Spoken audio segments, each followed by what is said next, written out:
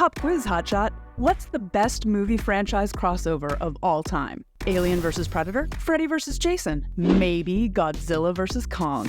Whatever your answer is, how do you think that movie would stack up against a potential Men in Black and 21 Jump Street crossover?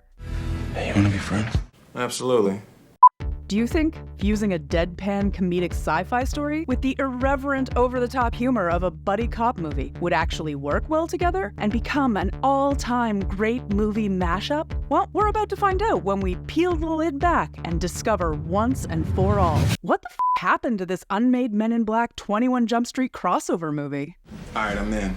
Because look, there's some next level shit going on around here and I'm with that. Now, y'all remember that infamous Sony email hack that went down in November of 2014? Well, among the many pieces of news revealed during the data breach was Sony Pictures' plans to potentially turn 23 Jump Street into a Men in Black franchise crossover event. You're officially transferred. All right.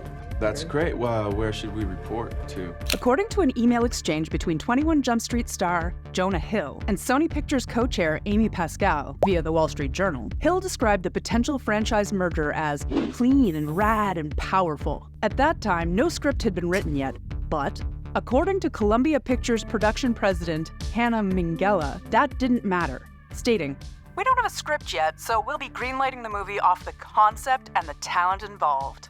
Regarding the talent involved, the leaked Sony emails also revealed that MIB stars Will Smith and Tommy Lee Jones would not be part of the MIB Jump Street crossover, much to the chagrin of fans eager to see the outlandish franchise collision. Well, yeah, you know, because he never appreciated you anyway. Sony also sought Steven Spielberg to produce the project, but his interest, or lack thereof, was not revealed in the emails.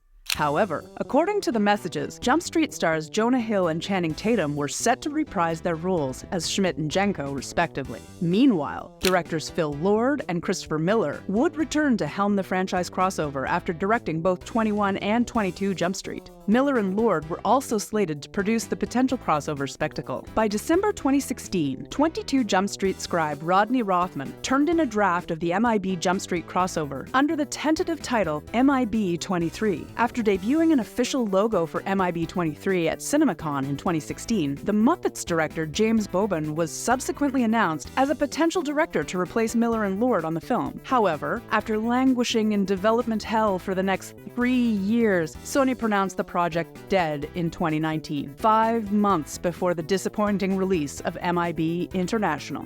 Check, please.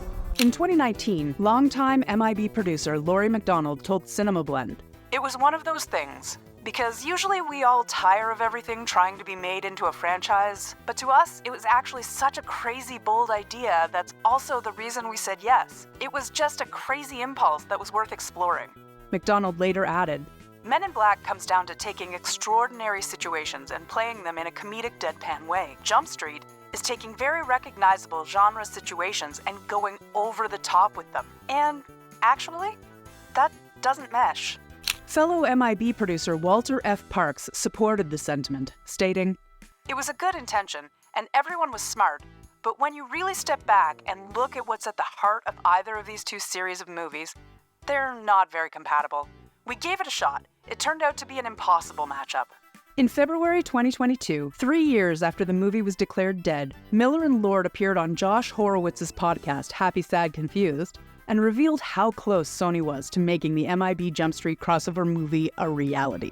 According to the filmmakers, the crossover would have seamlessly dovetailed with the end credits of 22 Jump Street, which made satirical fun of the idea of viewers beginning to experience franchise movie sequel fatigue. Miller stated on the podcast, "There was believe it or not, a Men in Black and 21 Jump Street crossover script that was very funny and very crazy that we really adored."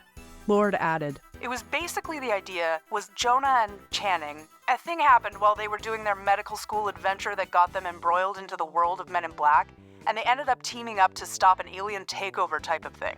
So it was very funny, it was very crazy, trying to sort of manage these two franchises and not drive them both into the ground seemed like a real challenge."